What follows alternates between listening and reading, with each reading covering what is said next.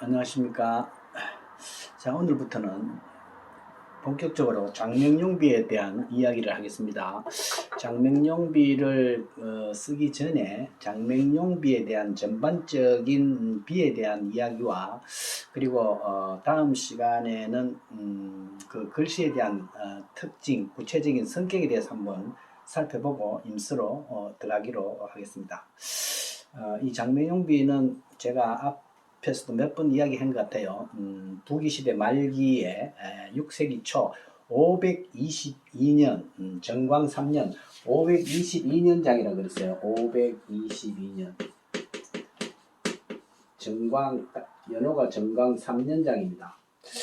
부기시대의 후기에서 말기에 이르는 전성기 시대의 가장 대표적인 필적인 뿐만 아니라 해서의 백미라고 이렇게 일컬어지고 있습니다. 그 전체적으로 볼 때 그 비에 건립은 부기시대 때 노군 태수였던 장맹용비의 덕행에 대해서 그 덕행을 그린 송덕비입니다. 송덕비. 비의 종류 중에서 덕을 그린 비다 이런 이야기입니다. 그 다음에 이 비는 현재 산동성 곡부의 공자묘라는 데가 있어요. 거기에 소재가 되어 있습니다.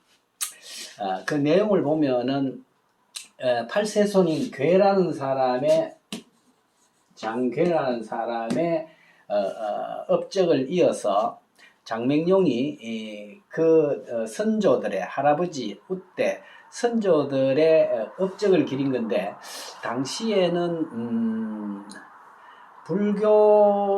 불교와 도교가 상당히 지배적인 그런 종교 사상이라서 한대 이후에 많이 침체되어 있는 유교에 대한 진흥을 특별히 이 장씨 가문에서 했고 그 업적을 장맹용이라는 사람을 중심으로 해서 그 내용을 기린 내용으로 되어 있습니다. 그 내용에 대해서는 여러분들이 법첩을 사서 한번 뒤에 읽어보면은 내용이 나와 있기 때문에 일단 생략을 하겠습니다.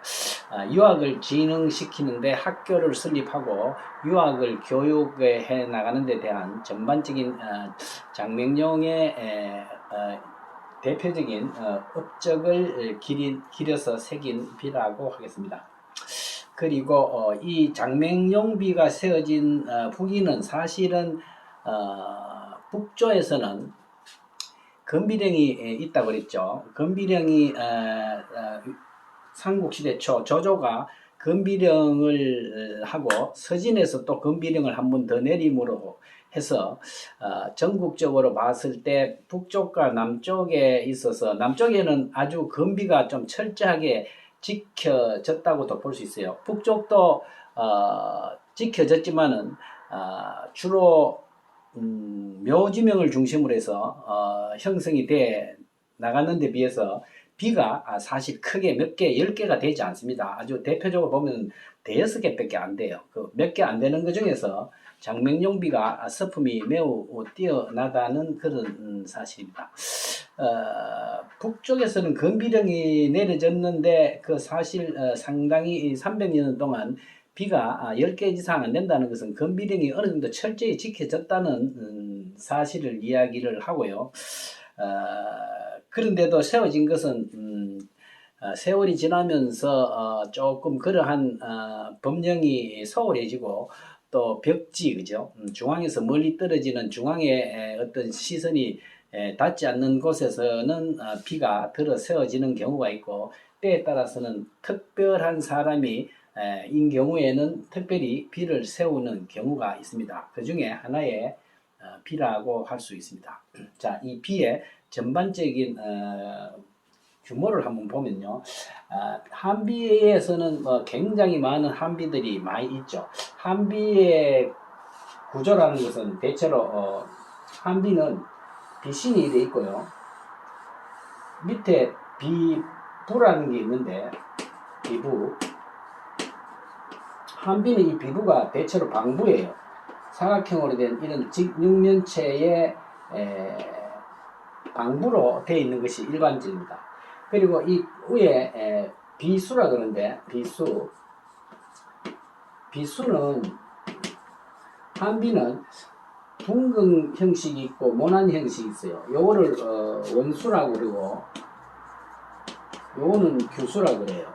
이 두 가지 형식이 있는데 이 장명용비는 한대를 지나가지고 당대에 와서 중국의 비가 완성이 되는데 기부 이술에서 완성이 되는데 그 과덕이라고 이렇게 할 수 있고 장명용비가 거기에 과도적인 비규격에 들어간다고 할 수 있습니다. 그래서 전체적으로 볼 때는 약간 이렇게 와서 둥글게 외부적으로는 약간 둥글게 돼 있어요. 둥글게 돼 있고 이렇게 돼서 제액이라는 게 있죠. 한비에서는 제액이 중간에 들어가는 경우가 중간 상단에 들어가는 경우가 많은데 역시 중앙 상단에다가 여기다가 제액이라고 그럽니다. 제액. 비의 형식에 대해서는 나중에 한번 따로 이야기를 한번 하겠습니다. 제액에는 그 제목을 쓰는 겁니다. 제액. 그래서 비는 비수, 제액, 비부 이렇게 3대 구조로 되어 있어요. 이거는 정면의 옆편을 옆을 비측이라고 이렇게 합니다. 비측. 이렇게 비의 구조입니다. 자, 그래서 이렇게 되어 있는데 장명용비 제액은 여기에 되어 있는데 특이하게도 해서로 되어 있어요. 해서로 되어 있어서 넉 자씩 배열해 가지고 12자를 이렇게 한 것도 하나의 딴 데서 잘 보이지 않는 특징적인 형식이라고 할 수 있습니다. 해서이고 역시 해서인데 해서 중에서도 본문은 조금 특이하게 조금 특징적인 글꼴로 되어 있는데 이 제액은 해서로 되어 있는데 이 조상기의 필체가 완연합니다. 조상기. 그래서 이때까지 6조시대 말기에는 역시 묘지명과 조상기가 중심으로 한창 성행했을 때이기 때문에 이 제액은 조상기 필체가 완연하게 나타나고 있는 점이 하나의 특징적입니다. 대체로 비를 쓰는데 이 제액을 쓰는 사람은 다릅니다. 보통 도전이라 해서 전설을 잘 쓰는 사람을 한테 쓰도록 하는 경우가 많고 하기 때문에 제액을 쓰는 사람은 사람이 다르든지 또는 같은 사람이 쓰더라도 서체를 좀 달리하는 경우가 많습니다. 그래서 뭐 제액을 누가 썼다는 내용은 안 나오지만은 아마 딴 사람이 쓴 거로 생각이 돼요. 그래서 그 필체는 조상기 필체가 완연하게 나타나는 점이 한 가지 특징적이고 그리고 본문은 역시 본문을 쓴 사람이 따로 있어서 서품이 최고 뛰어나다고 볼 수 있고요. 또 한 가지는 비음이라고 또 한 가지가 있는데 비음이라는 것은 비의 뒷면을 이야기합니다. 비의 뒷면.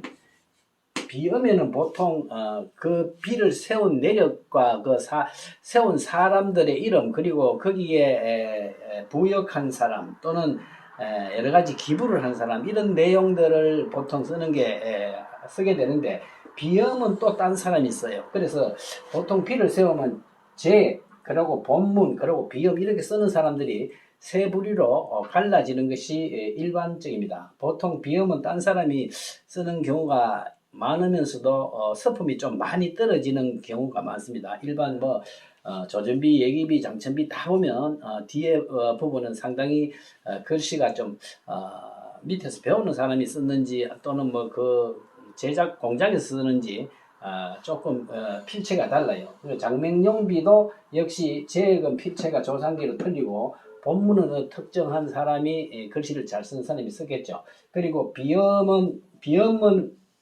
역시 본문하고 상당히 닮아 있습니다.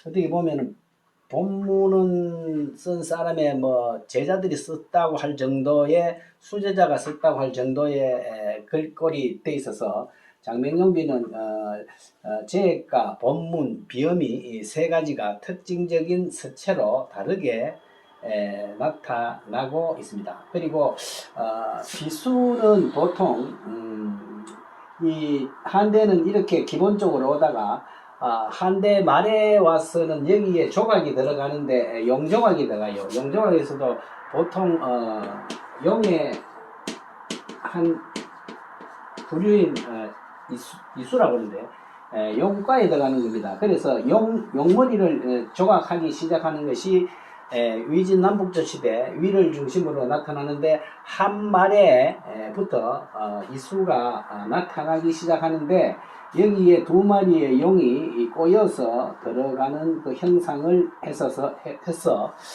장맹용비의 이 이수 부분은 한비로부터 당비로 이르기까지 그 과도적인 형식을 잘 나타내고 있다고 그렇게 볼 수가 있습니다.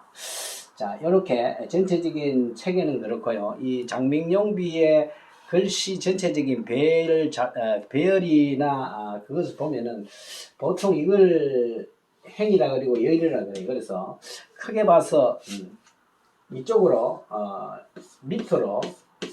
밑으로 자수가 46자 그리고 이쪽으로 몇 행이냐면 26행이에요.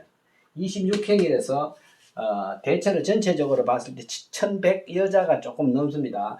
어떤 기록에는 1107자라고 하는 이런 기록도 있긴 있는데 사실 이 장맹용비가 최초의 기록상으로서는 송나라 때부터 나타납니다.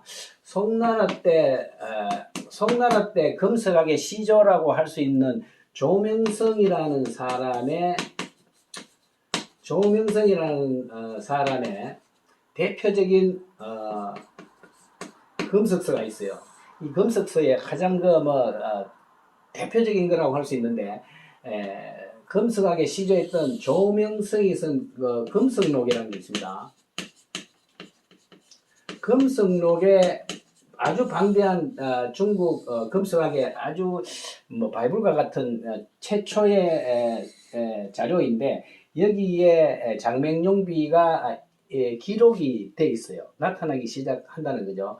여기에도 나오는데 이 뒤에 오면서 명대의 탁본도 있고 부분 모각했는 것도 나오고 하는데 1107자라고 하는데 자수가 제일 많은 거하고 제일 적은 거하고는 50여자의 차이가 있다 그래요. 그래서 1107자라고 하는 것은 그냥 하나의 기록이고 크게 봐서야 1100자 정도의 전후에 글자가 잔존하고 있다 이렇게 보면 되겠고요. 보통 이 묘지명은 땅속에 들어가기 때문에 글씨 굉장히 진적하고 거의 같이 나오는 데 비해서 비라는 것은 자연에 노출되어 있기 때문에 당비라든지 한비 같은 것은 마모가 상태에 따라서 굉장히 심한 것이 있어요. 그런데 전체적으로 봐서 마모된 글자가 5, 60여자의 차이가 난다고 하는 보면은 천자 중에서 한 50자라고 보면은 한 5%죠. 5% 정도의 결손이 있다고 하는 것은 전체적으로 봤을 때 크게 결손이 좀 크게 되지는 않은 비다 이렇게 볼 수가 있습니다. 다행히 자수가 많아서 장맹용비 글씨의 특징을 알 수 있는 그런 좋은 자료라고 할 수가 있고요. 비의 요 두께가 있는데 두께는 한 20cm로 이렇게 되어 있어요. 그래서 전체로 봐가지고 자수는 1100자고 이 비의 규격을 봤을 때 비심만을 봤을 때 비의 비심이 비심 전체가 한 2m가 되고요. 그리고 이것이 한 91로 나오는데 한 90이라고 보면 되겠죠. 이 정도의 규격 안에다가 글씨가 한 3.5cm 가로 세로 3.5에서 보통 비가 4cm 이내에 들어가는 비교적 일반적인 작은 글씨로 씌어져 있는 그런 상태입니다. 자, 그래서 이 장맹용비가 송대 조명성의 기록으로부터 시작을 해가 왔는데 이것이 청대의 완언의 남북 서파론을 중심으로 해서 지난 시간에 이야기했다시피 이 포세신과 강유의가 강예주상집에서 이 장맹용비를 아주 최고로 이제 이렇게 부각을 시키는 겁니다. 부각을 시키면서 급진적으로 인기를 얻으면서 북비 중에서도 최고의 걸작이다고 이렇게 부각이 되면서 지금까지 전해져 오고 있는 그런 상태라고 할 수가 있습니다.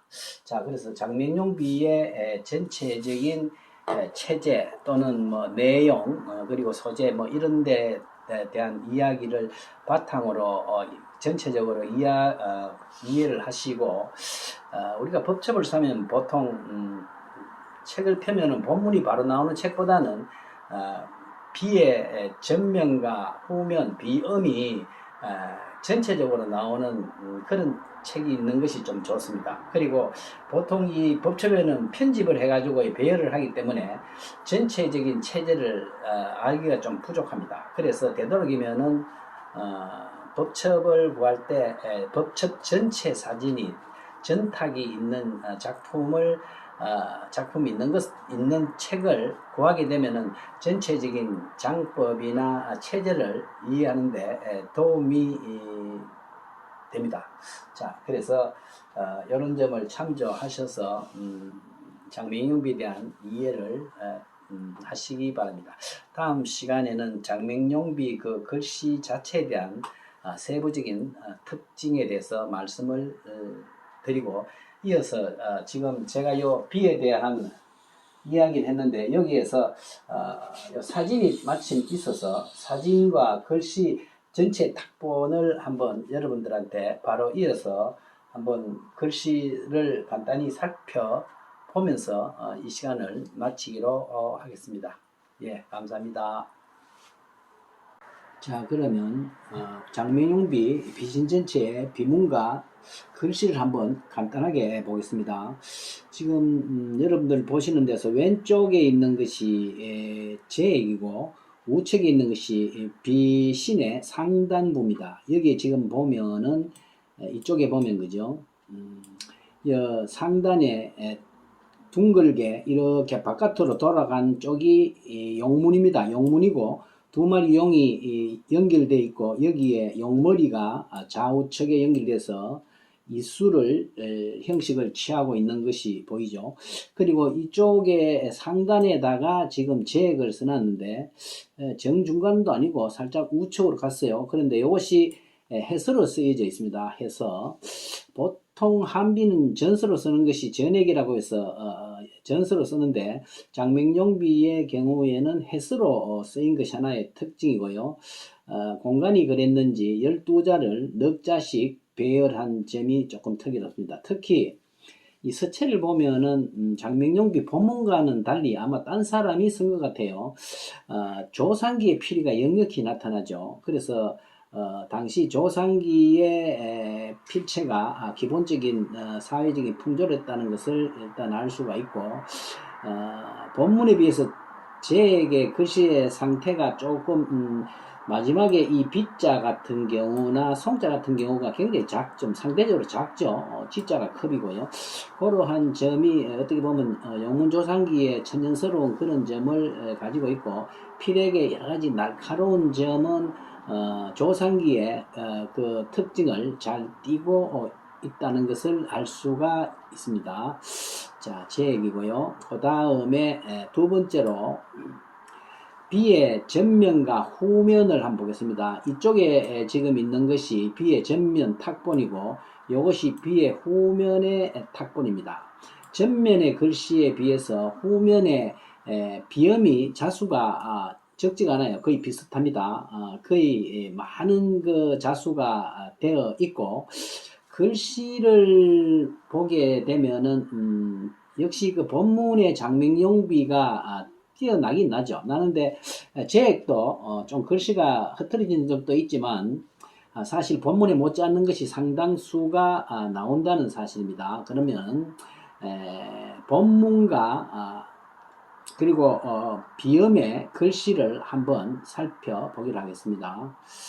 자, 그런데 지금 우측에 있는 것이 본문이고요. 고르게 되어 있죠. 아주 글씨도 뭐 거의 뛰어나게 잘 되어 있는데 왼쪽에 있는 것이 비음의 일부입니다. 비음의 일부인데 비음에는 글씨가 굉장히 잘못된 것도 수준이 떨어지는 것도 들어 있습니다. 있는데 그 중에는 보면은 본문과는 조금은 떨어지지만 상당히 이 비음도 본문에 근접하고 있는 수준을 보이고 있어요. 보통 비문은 쓴 사람하고 비음을 쓰는 사람하고는 좀 차이가 나는 경우가 많이 있습니다. 많이 있는데 이건 거의 부분적으로는 이 비음에 있는 것은 거의 본문에 필적하다시피 한 그런 수준이 나오는 부분도 있습니다. 조금 확대해 볼까요? 이런 부분 보면은 거의 본문의 수준하고 거의 비슷한 수준이고 글씨도 역시 예술적 관점도 비슷하다는 것을 알 수가 있습니다. 이 본문은 여기는 보면은 아주 정제하게 되어 있잖아요. 정제하게 되어 있죠. 근데 비음도 부분적으로는 정제하게 잘 씌어진 것도 많아서 장맹용비의 본문만 쓸 것이 아니고 비음에 있는 글씨도 크게 참작해 볼 필요가 있다. 이렇게 생각을 합니다. 자, 이 전반적인 데서만 이해를 하시고 세부적인 것은 다음에 피력의 특징이나 성격 같은 것은 다음 시간에 한번 다시 말씀드리도록 하겠습니다. 예, 감사합니다.